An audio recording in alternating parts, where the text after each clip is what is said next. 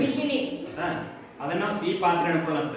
ಈಗ ಏನ್ ಮಾಡ್ಬೇಕಪ್ಪ ನಾವು ಒಂದು ಕೈಯನ್ನ ಯಾವ ಎ ಪಾತ್ರೆ ಯಾವುದು ತಣ್ಣೀರು, ಬಿ ಪಾತ್ರೆ ಯಾವುದು ನಾನೇನ್ ಮಾಡ್ತೀನಪ್ಪ ಅಂದ್ರೆ ನಾನು ಎಡಗೈಯನ್ನ ತಂಪೊಳಗಿರ್ತೀನಿ, ಬಲಗೈಯನ್ನ ಬಿಸಿರಾಗತ್ತೀನಿ. ನಾನು ಏನ್ ಮಾಡ್ತೀನಪ್ಪ ಅಂದ್ರೆ ಎರಡೂ ಕೈಯನ್ನು ಒಮ್ಮೆ ಎದುರಾಗಿರ್ತೀನಿ.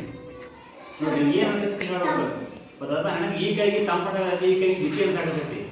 ಹೌದಾ? ನಾನು ಎರಡು ಕೈ ನನ್ನ ಹೌದಿಲ್ಲ, ಎರಡು ಕೈ ನನ್ನ ಆಗಿದ್ರು ಕೂಡ ಒಂದು ಕೈಗೆ ಬಿಸಿ ಒಂದ್ ಕೈಗೆ ತಂಪಾಡ್ಸಕತ್ತೈತಿ. ಹಂಗಂದ್ರೆ ಎಲ್ಲವೂ ಸ್ಪರ್ಶದ ಮೂಲಕ ಬಿಸಿ ತಂಪತ್ ಹೇಳ್ಬೋದಾ?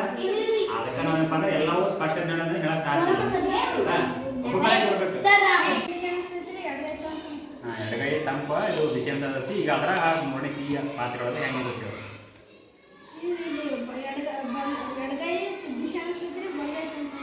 ಎರಡು ಉಲ್ಟಾ ಅವರಲ್ಲಿ ಸ್ಪರ್ಶ ಜ್ಞಾನ ಅಂತ ಹೇಳಲು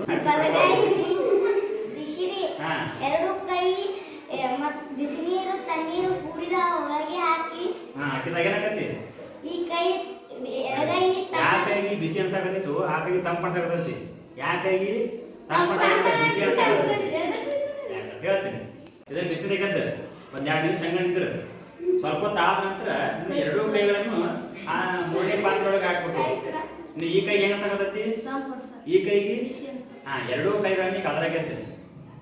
ಹೇಳಿ ಯಾ ಕೈಗೆ ತಂಪು ಅನ್ಸಾಕತ್ತೈತಿ ನೋಡ್ರಿ. ಆಗಳ ಈ ಕೈಗೆ ಬಿಸಿ ಅನ್ಸಾಕತ್ತಲ್ಲ ಇದು ನೀರು ಹೆಂಗಿತ್ತು ಮಿಕ್ಸ್ ಐತಿ, ಆದ್ರೂ ತಂಪು ಅನ್ಸಾಕ ಬಿಸಿ ಅನ್ಸಾಕತ್ತೈತಿ.